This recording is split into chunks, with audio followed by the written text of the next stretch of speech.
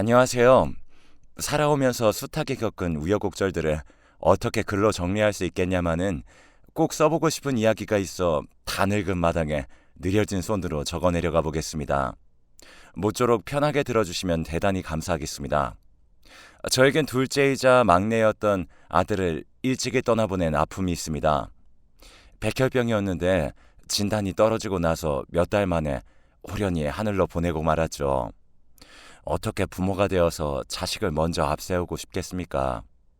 갑작스레 우리 둘째가 떠난 일로 저와 남편은 제정신이 아니었으나 생활을 건사해야만 했습니다. 우리 첫째, 기특한 장남 하나만으로도 전혀 부족한 것 없이 훌륭하게 키워내겠다는 각오로 임했기 때문에 남편이랑 둘이 도매시장에서 일을 했고 밤낮 구분이 없을 때가 태반이었지만 돈 모으는 것에 혈안이 되어 개의치 않았습니다. 특히 애교가 많았던 둘째에게 마음을 썼던 남편이 받았던 상심은 말로 못하는 것이었어서 그 아픔을 잊고자 더 일에 빠져들었죠. 그런 자기 부모의 마음을 헤아리기라도 한 것인지 저희 첫째는 사춘기 시절을 지나면서 저희 속 한번 썩이지 않고 열심히 공부했습니다. 바쁜 부모를 두고 그 어린 것이 혼자 집안의 기대를 짊어지고 죽어라 공부했을 모습에 지금도 가슴이 아립니다. 똑소리 났던 첫째는 대학도 아주 좋은 곳에 갔어요. 대학 문턱 근처도 못 가봤던 저희 부부 사이에서 어쩜 이렇게 똑똑하고 효자인 아들이 낳는지 신통방통하고도 대견했습니다. 일찍 보내고만 자기 동생의 몫까지 대신해서 늘 열심히 살려는 모습이 보였습니다. 무던하게 대학 졸업을 하고 취업을 하더니만 웬 여자가 생겼다면서 결혼을 하고 싶다고 말을 하더군요. 저는 그 이전까지는 첫째가 여자친구를 만나는 걸 보거나 들은 적이 없었기 때문에 조금 갑작스러웠어요. 남자 나이 27에 결혼을 입에 올리는 건 그 또래보다 이른 것이 아닌가 하는 짐작도 들어서 혹시 임신이라도 했나 싶었습니다. 아니라고 잡아떼기에 더 궁금했어요. 그래서 우선 상대가 어떤 사람인지 보겠다고 했죠. 며칠이나 지나서야 첫째가 결혼하고 싶은 사람이라면서 여자친구를 드디어 데려왔습니다. 딱 보자마자 인상이 아주 참하더라고요. 부드러운 표정에 말투도 깨끗하고 예의범절이 바른 게 느껴졌습니다. 나이는 첫째보다 2살 많았으나 그 정도면 차이라 할 것도 아닌 것 같아서 거슬리지 않더군요. 저희 남편도 밥 먹는 내내 제가 살펴보니까 낯빛이 좋은 것이 첫째의 여자친구가 꽤나 마음에 찬 눈치였습니다. 도매시장 바닥에서 주둥이가 하도 무거워가지고 혀가 입안에 붙었나 어쨌나 소리를 듣는 게 저희 남편이었거든요. 그런데 그런 양반이 먼저 반찬 입에 맞느냐, 둘이 만나면서 힘든 점은 없었냐 이런 거 물어보는 겁니다. 별일이었어요. 그만큼 저희 부부 2사람 다 첫째 짝으로는 일어나가시면 더할 나위가 없겠구나 생각이 바로 들었습니다. 자식 하나 잃고 남은 자식이랍시고 애지중지 돈 바쳐가면서 키워놨는데 아무한테나 장가들게 할 수는 없는 노릇이었죠. 이 정도면 며느리감으로 낙점해도 좋겠다 싶었던 그때 웬 심상치 않은 이야기를 듣게 되었습니다. 저희 부부는 그 소리를 듣자마자 아연실색하고야 말았어요. 그런데요, 제가 고아원 출신이에요. 제가 부모님이라고 생각하는 분들이 계시지만 진짜 낳아주신 분들은 아니에요. 저에게 도움을 주신 분들이고요. 저는 일가 친척이 아무도 없습니다. 신뢰가 될 줄 알면서도 표정 관리가 정말 어렵더군요. 후식 과일을 먹던 남편도 조용히 포크를 내려놓고 잠시 생각에 잠긴 얼굴이었습니다.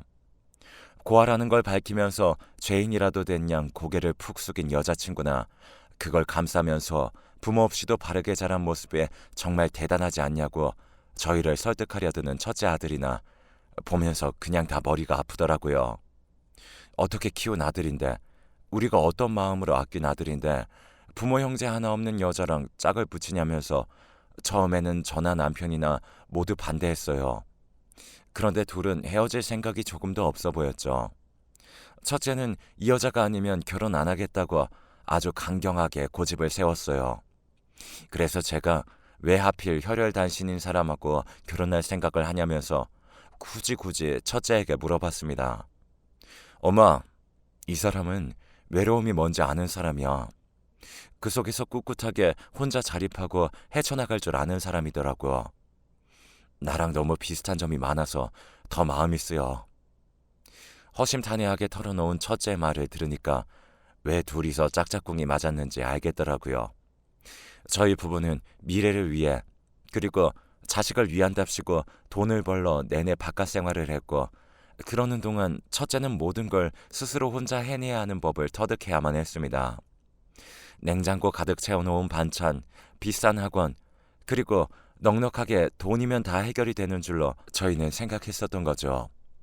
혼자서 밥을 먹고 학교나 학원을 마치고 집에 돌아와도 아무도 반겨주는 사람 없는 환경 속에서 첫째는 외로움을 견뎌내고 있었던 것입니다.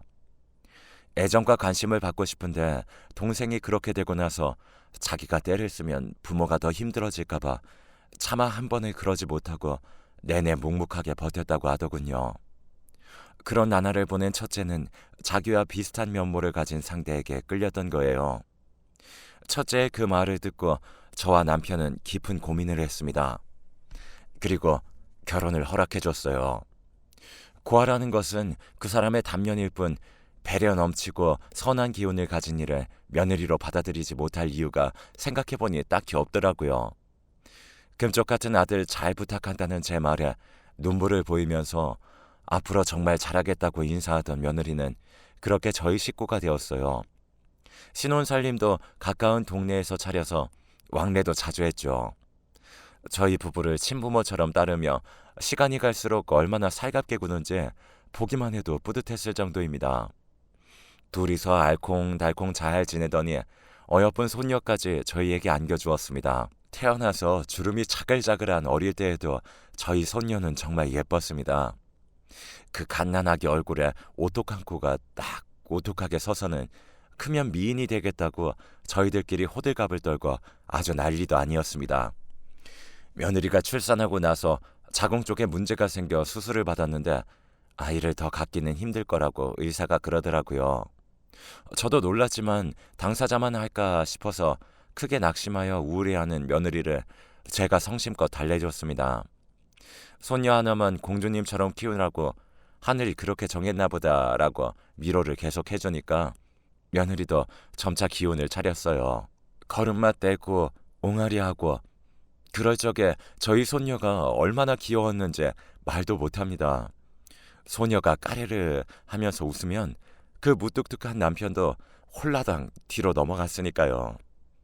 그때가 정말 최고로 행복했던 시절이었어요. 저희 부부도 일을 아예 정리하기로 하면서 노년 생활이나 잘하자고 계획을 할 때였죠. 너무 대책 없이 행복했던 게 죄였을까요? 생각지도 못한 우리는 아주 갑작스럽게 시련이 찾아왔습니다. 어느 겨울 저희 남편이 길에서 쓰러졌어요. 하필 새벽에 혼자 나갔다가 길에는 아무도 없을 때라 발견이 늦었습니다. 제가 연락을 받고 병원에 갔을 때는 이미 남편은 영영 떠난 뒤였어요. 다리에 힘이 풀려서 주저앉는데 이상하게 눈물이 바로 안 나오고 정신이 멍하더라고요. 이 상황이 대체 뭔가 싶었어요. 제가 따뜻한 보일러 도는 방에서 잠을 잘 동안 간만에 동네 시장으로 나가보던 남편은 집에서 멀리 떨어지지도 않은 골목길에 그 추운 겨울 새벽에 가슴을 부여잡고 쓰러져 있었던 겁니다.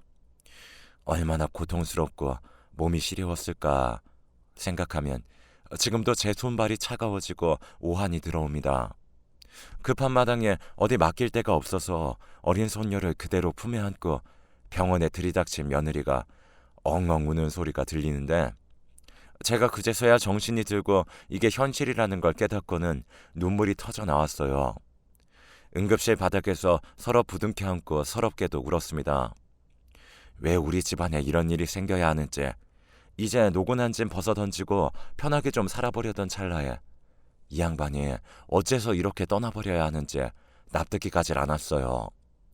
시간이 지나도 이게 꿈인 것만 같고 자꾸만 실감이 안 나서 기력 없이 지냈습니다. 그런 저를 보다 못한 첫째가 집으로 모시겠다면서 강하게 나왔어요. 저는 극구 거절했는데 며느리까지 나서서 제발 그렇게 하시라면서 눈물로 저를 설득했어요. 마지못해 그때부터 첫째네로 들어가 살았습니다. 아마 그때 저는 혼자 있었다면 늘상 우울한 늙은이가 되었을 거예요. 손녀가 쑥쑥 커가는 걸 보면서 보람된 마음이 느껴지는 것을 벗으로 삼고 살았습니다. 제가 워낙 집안일을 알아서 잘하다 보니 며느리도 다시 직장에 나가서 자기 생활을 할 수 있었기에 서로가 좋은 환경이었던 것 같네요. 우리 손녀는 항상 예쁘지만 그 예민할 나이에 둔한 할머니한테 짜증 한 번 안 부리고 착한 것이 학창 시절에 유독 예뻤습니다. 반듯하게 손녀 교복을 다려주는 재미도 있었는데 어느덧 세월이 흘러 대학에 가는 걸 보면서 감개무량했습니다. 대범하기는 또 얼마나 대범한지요. 대학을 다니면서 외국 유학을 혼자 알아보고 공부를 열심히 했어요. 자기 부모가 둘 다 영리하니까 저런 모습도 물려받았구나 싶어서 아주 흐뭇했습니다. 그렇게 손녀 농사까지 잘 지으면서 평탄한 노년으로 접어드는가 싶었습니다. 가장 끔찍한 비극이 눈앞에 닥쳐오는 줄도 모르고 저는 그렇게 방심하고 또 안심했습니다. 저희는 모든 걸 바쳐서라도 가능만 하다면 시간을 돌리고 싶은 그날은 유난히 날이 화창하고 구름 한 점 없는 날씨였습니다. 제가 며칠 전부터 드라마에 나온 갈대밭 관광지를 가고 싶다고 노래를 불렀어요.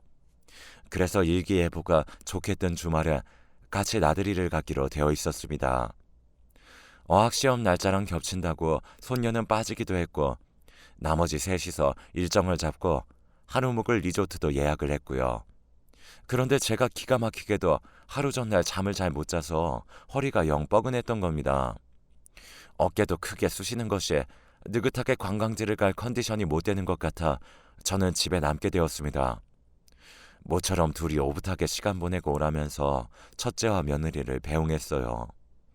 관광지에서 하루 자고 오는 곳으로 알고 있었는데 저녁 때가 다 되니까 전화가 오더라고요.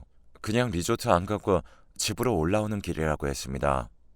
아깝게 왜 그러냐니까 시험장 근처에 있는 친구네에서 잔다고 손녀가 외박도 하는데 그럼 저 혼자 주말에 아픈 몸으로 있는 것이 마음에 걸려서 안 되겠다는 겁니다. 저는 내심 감동을 받아서 그러냐 알겠으니 조심히 와라 이렇게 대답을 하고 말았습니다. 그것이 마지막 대화가 될 줄 알았다면 제 혀를 깨물어서라도 그렇게 하지 않았을 텐데요. 제 목숨보다 소중한 첫째 아들과 며느리는 톨게이트 거의 다 와서 교통사고를 당했습니다. 차량 몇 대가 줄지어 박은 대형 교통사고에 어이없게 휘말려 버렸어요. 연락을 받고 병원으로 가는 길에 택시 안에서 잠시 혼절하여 기사가 저를 부축하기도 했죠. 그리고 몸이 푸르딩딩해져서 상해를 입지 않은 곳이 없고 망가진 얼굴에다가 호흡기를 달고 있는 첫째 모습을 본 순간 그대로 의식이 끊겨서 몇 시간 후에나 정신을 차렸습니다. 그 사이에 첫째는 세상을 떠나 있었습니다. 저는 의식불명인 며느리를 향해 빌고 또 빌었습니다. 제발 살아만 달라고 말입니다. 손녀딸을 위해서라도 반드시 며느리만은 살아야 했습니다. 먼 시골에서 농사짓고 살던 친언니며 사촌들이 와서 이게 대체 무슨 일이냐고 난리통이었어요. 다들 한마음으로 며느리가 깨어나길 기도했죠. 저는 달력을 보며 곧 둘째의 기일이 다가오는 것에 숨이 턱 막혔습니다. 설마 며느리까지 떠난다면 비극도 이런 비극이 있을 수 없는 일이었어요. 그러나 세상에서 가장 착했던 저희 며느리는 둘째의 기일을 사앞두고 세상과 작별을 고했습니다. 그때 저는 정신적 충격으로 앞이 잘 안 보이는 증세를 한동안 겪게 되었고 일상생활로 돌아오는데 많은 어려움이 있었습니다. 저만 없었다면, 제가 아니었다면 두 사람 다 허망하게 가는 일은 없었을 거란 생각이 들 때면 미칠 것만 같았죠. 세상을 살아갈 이유가 없었고 아무런 의욕도 남아있지 않았습니다. 오로지 손녀에게 자기 할머니마저 연달아 떠나보내는 참담함을 안겨주고 싶지 않다는 일념으로 버텼습니다. 자기 부모를 죽음으로 몰게끔 원인 제공을 한 저의 존재가 손녀로서는 견디기 힘들 것 같다는 짐작이 들었습니다. 원망의 화살을 받아 마땅하면서도 정작 그 슬픈 눈을 맞을 용기조차 없어서 저는 손녀를 마주하지 못하고 몇 주를 지냈습니다. 그런데 어느 날 저를 앞에 앉혀놓고 손녀가 이런 말을 하는 겁니다. 할머니, 저 유학 생각하고 있어요. 계획은 이미 다 세워놓았기 때문에 돈만 마련하는 대로 출국하려고 해요. 가면 아마 몇 년은 돌아오지 않을 거고 어쩌면 그곳에 눌러 살게 될지도 모르겠어요. 서글픈 마음이 들면서도 한편으로는 잘 되었다 싶었습니다. 저는 삶에 미련이라는 게 없었어요. 한 줌의 재가 되어 하늘로 흩어지기만을 바랐죠. 그 어떤 욕심도 남아있지 않았기 때문에 재산을 모두 손녀에게 줬습니다. 저희 남편하고 제가 죽으랍시고 벌었던 돈입니다. 이런 큰 액수가 있는 것을 집안 사람들은 그 아무도 알거나 짐작하지 않았고 오로지 첫째만 알고 있었는데 이제 떠났으니 아는 사람은 없었죠. 그 돈을 몽땅 손녀에게 주면서 유학도 가고 네가 하고 싶은 건 뭐든지 하면서 살라고 해줬습니다. 저는 한적한 시골로 가서 아는 이 없이 혼자 조용히 살고 싶으니 이해해달란 말도 덧붙였죠. 저란 사람은 이미 죽은 것이나 다름없었기에 유산을 물려줘도 상관없는 시점이었습니다. 앞으로 각자 어떻게 살지는 모르겠으나 부디 행복하라면서 제가 마지막 인사를 건넸고 손녀는 가슴속에 한을 토해내듯 오열했습니다. 부디 외국의 생활이 저희 손녀의 다친 마음을 어루만져주고 회복시켜줄 수 있기를 바랄 따름이었습니다. 저희 손녀는 그렇게 준비했던 유학길에 올랐고 저는 모든 걸 정리한 채 거처를 옮겼습니다. 머릿속에는 이미 가고 싶은 곳이 그려져 있었어요. 언젠가 방송에서 봤던 경남의 섬이었습니다. 생전 도시에서만 살던 사람이 일반 시골도 아니고 섬 생활을 하기란 불가능한 과정이었으나 저는 꺼리낄 게 없었어요. 혹시나 저를 찾을까봐 집안 사람들 몇 명에게 자연을 벗삼아 조용히 살고 싶으니 저를 영영 내버려둬 달라는 부탁을 미리 남겼습니다. 남편을 잃고 두 아들을 잃고 며느리까지 잃은 저를 다 알고 있으니 모두 납득해 주었어요. 저는 여러 차례 우여곡절을 겪으며 섬마을에 정착하게 되었어요. 세상과 단절되어 사는 것만 같은 환경에 갑갑하기는커녕 저에게 알맞은 곳이란 기분이 들었습니다. 사라지는 대로 몸을 맡기고 하루하루 시간을 버텨내며 지냈습니다. 할 일 없이 있다 보면 안 좋은 생각이 계속해서 줄지어 들었기에 소일거리를 하면서 보냈죠. 부디 어여쁜 우리 손녀가 해코지 당하는 일 없이 늘 건강하기를 기도하는 것도 잊지 않았습니다. 그들만의 오랜 공동체가 형성되어 있는 동네였고 초반에는 무시와 텃세를 번갈아 겪었지만 저는 그것도 개의치 않았어요. 뭐가 어떻게 되든 아무런 상관이 없었으니까요. 서서히 일원으로 받아들여지면서 몇 년이 지났을 때는 제 이야기를 털어놓을 수 있었네요. 혼자 섬에 들어온 저를 보면서 심각한 사정이 있었겠거니 했지만 설마 그런 지경으로 힘든 일이 있었을 줄은 몰랐다면서 다들 안쓰러운 시선을 보내주었죠. 저는 제 가족들의 기일이 오면 잊지 않고 모두 챙겼습니다. 적적함을 달래기 위해 어느 때부터 일기를 쓰기 시작했는데 거의 손녀에게 보내는 편지 형식이 되더라고요. 자나 깨나 손녀가 어디서 사고는 당하지 않았을까 늘 걱정이었어요. 그렇게 홀로 살아가던 어느 날이었습니다. 핸드폰으로 유튜브 소리나 크게 틀어놓고 밭 근처에 나팔꽃씨를 골라내고 있었습니다. 작은 그릇에다가 나팔꽃씨를 담고 있는 도중에 자꾸 말소리가 섞여 들리는 것 같은 겁니다. 착각인가 싶어서 아리송하다가 옆에 인기척이 다가오길래 깜짝 놀래서 고개를 돌려봤죠. 저를 몇 번 불렀는데 반응이 없으니 지척으로 다가온 사람은 예쁜 아가씨였습니다. 옷을 잘 차려입고 제 옆에 선 그 얼굴을 많이 올려다보는데 이럴 수가요. 바로 저희 손녀였습니다. 세상에나 이게 무슨 일이야? 아이고, 우리 강아지 아니냐? 할머니, 그동안 별일 없으셨어요? 지체할 것 없이 손을 붙잡고 제 손녀가 정말 맞는지 그간 몸이 상한 곳은 없는지 살펴보았습니다. 제가 정신없이 누나를 굴려대니까 손녀가 작게 웃는 소리를 내더라고요. 그제야 실감이 나서 10여 년 만에 내가 다시 살아생전에 손녀를 만났구나 싶었습니다. 주책맞게 눈물이 흐르려고 해서 얼른 훔쳐 닦아내고 여길 어떻게 찾아왔냐고 물어봤죠. 못 찾아올 게 뭐가 있어요. 요즘이 어떤 세상인데. 그럼 제가 할머니를 못 찾을 것 같았어요? 희죽하니 웃는 손녀의 인매를 참으로 오랜만에 보면서 가슴이 벅찼습니다. 건강하게 잘 살아있어 준 것을 감사했어요. 저희 집으로 함께 가서 우선 그동안의 이야기 보따리를 풀어냈습니다.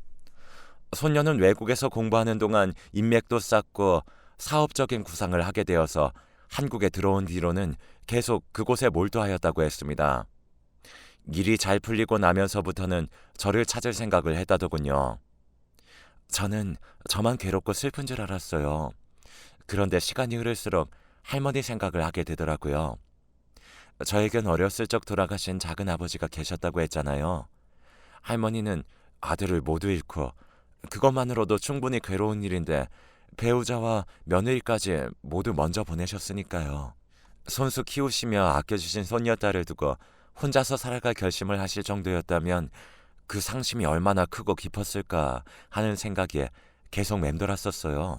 제가 할머니를 안아드리고 진심을 다해 위로해드리고 싶었는데 그때는 제가 너무 부족했어요. 그럴 그릇이 되지 못했어요. 저 하나 스스로 건사하는 것도 힘들다고 생각해서 혼자 도망쳤어요.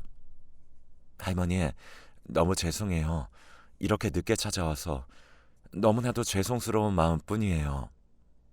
울면서도 또박하게 말하는 손녀를 보면서 먼저 간 며느리 생각이 났습니다.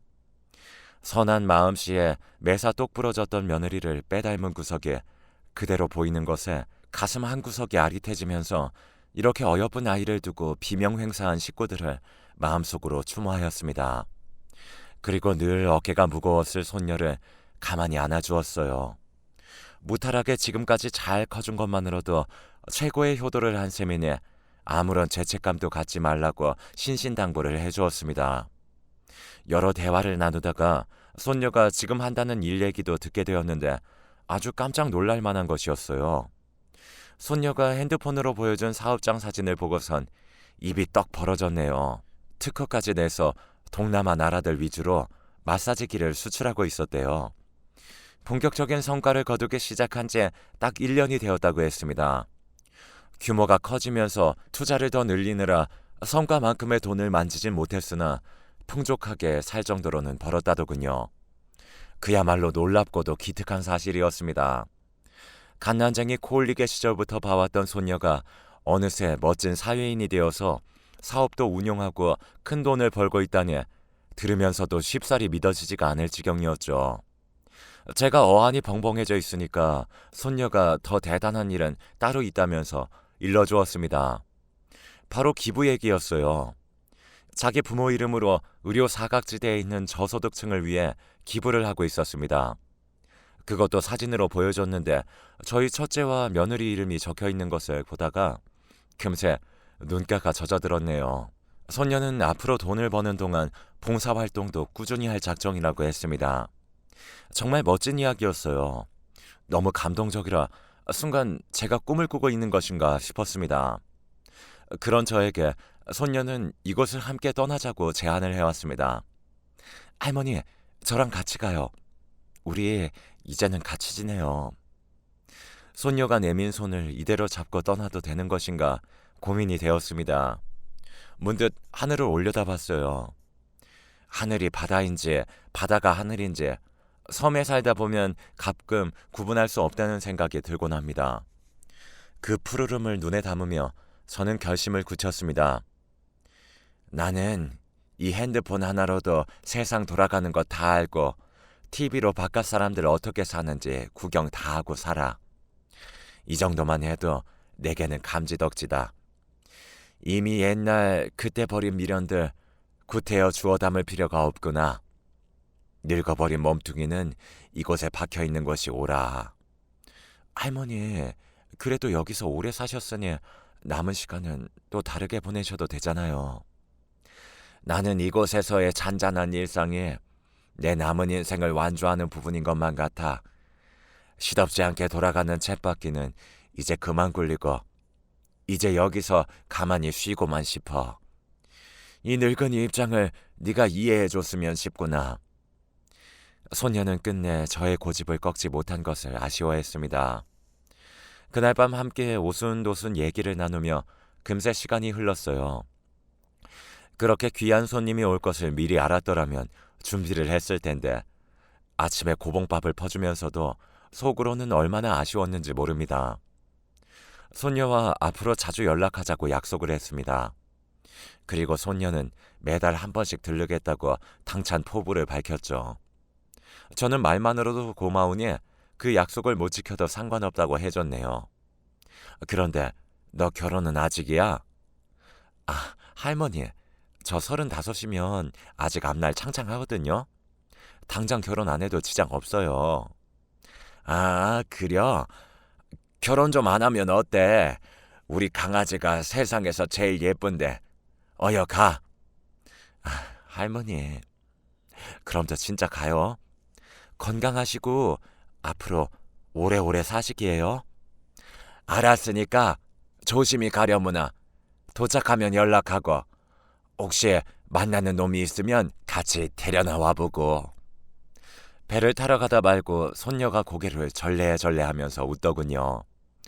눈치로 보건대 만나는 사람이 있긴 한 것 같아서 왠지 다행이란 생각이 슬쩍 피어올랐습니다. 저희 손녀가 외롭게 지내는 것은 제가 질색이니까요. 만남은 떠난 사람보다 남겨진 사람이 허함이 크다더니 그 말이 딱 들어맞았습니다. 손녀가 하루 머물다 가고 난 그 이후로 허전함이 쉽게 가시질 않네요.